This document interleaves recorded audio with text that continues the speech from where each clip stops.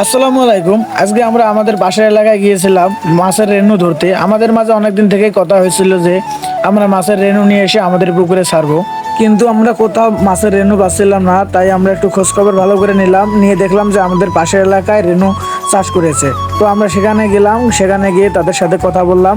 এই পুকুরটি দেখতে পাচ্ছেন, এই পুকুরটি থেকে আজকে আমরা রেণু সংগ্রহ করব। কথাবার্তা ফাইনাল করার পর আমরা দেরি করিনি, আমরা তাড়াতাড়ি কাজে লেগে পড়ি। সেখান থেকে রবিল কাকু আমাদের মাঝে জাল বিতরণ করছিল এবং সেই জাল দিয়ে মাছ ধরা হবে।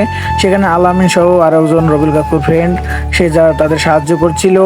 পুকুর পাড়ে অনেক রোদ ছিল, তাই আমরা চাইনি যে কাজটা দেরিতে সম্পন্ন হোক। তাই আমরা চেয়েছি যত তাড়াতাড়ি সম্ভব কাজটা শেষ করার জন্য। জাল গোছানো সম্পন্ন হলে এখন আমাদের খেউ দেওয়ার পালা। এখন আমরা মাছ ধরবো, সেই জন্য সবাই রেডি হচ্ছে এবং সবাই সবার পজিশন নিতেছে। পুকুরে নামার পর একটা জিনিস খেয়াল করলাম যে আমাদের লোক সংখ্যা কম হয়, তাই খেয়াল দেওয়ার জন্য পর্যাপ্ত লোক লাগবে। তাই আমরা আরও লোক ডাক দিয়ে নিয়ে আসি, আসার পর তাদেরকেও আমরা পুকুরে নামাই দেই।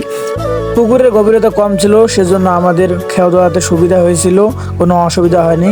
তাছাড়াও যেগুলো পুকুরে রেণু চাষ করা হয় সেগুলো পুকুরের গভীরতা একটু কমই হয়। এরকম মুক্ত আকাশের নিচে পুকুরগুলোতে অনেক সুন্দর সুন্দর মাছ এবং রেণু চাষ হয়, যেগুলোতে গাছপালা কম থাকে। গাছের পাতা যেগুলো পুকুরে পড়তে পারে না, সেই পুকুরগুলো সবসময় আদর্শমান পুকুর হয়। বলতে বলতে আমাদের জাল খাওয়া দাওয়া সম্পূর্ণ হয় এবং আমরা সেই জালটাকে আবার গোড়ায় নিতে শুরু করি।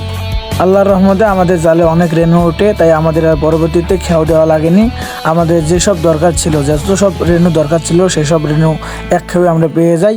তাই আমাদের আর বারবার কষ্ট করা লাগেনি। পুকুরের পানি পরিষ্কার হওয়ায় রেণুগুলো অনেক পরিষ্কার ছিল, তাই আমাদের আর দ্বিতীয়বার সেটাকে ধৌত করতে লাগেনি এবং আমরা সেখান থেকে জালের মধ্যে নেই।